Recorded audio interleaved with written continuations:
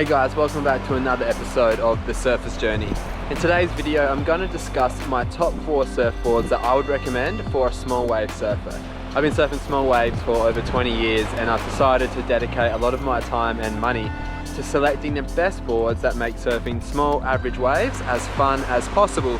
And in this video, I'm going to highlight what I believe are my top 4 picks right now. So in my opinion, I think that you need multiple boards for every sort of condition type. That doesn't mean that you have one small wave board. I mean, maybe it does. Budget is definitely a factor. But if you have the ability, I would recommend that you have even multiple boards within a small wave category. And that's what I'm doing here. So I have a board that I would take out in low quality 1 to 2 foot waves. And then I have something that I would use as a slight step up in higher quality 1 to 2 foot waves. And then as it gets a little bit bigger, say 2 to 4 foot, but low quality, then I have a different board. And then when we're looking at 2 to 4 foot of higher quality, I have a different board again. And I find for me, this is really effective. Having a board that suits the conditions really specifically, you can kind of really narrow it down, and you do notice a difference 100%. And I think that you'll be able to see that in the footage today.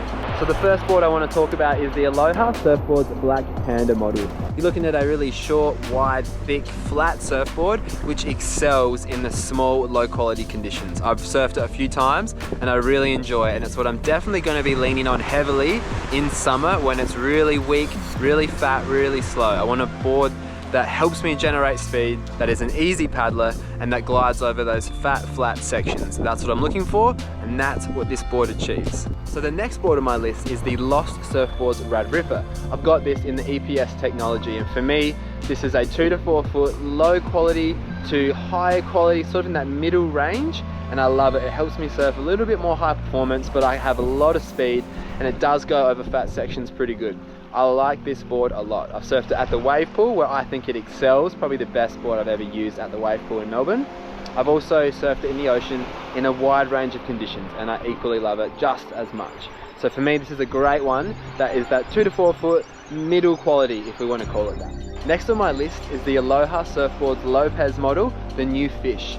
In EPS once again, I like this for high quality 2 to 4 foot waves. Now I've surfed it in fatter waves that are still that 2 to 4 foot, and I find that it just needs a little bit more push and a little bit more shape. And when you get it in those kind of conditions, it has an incredible amount of spark, and it's very zippy, very whippy, and I really like it. It surfs very nicely in those conditions.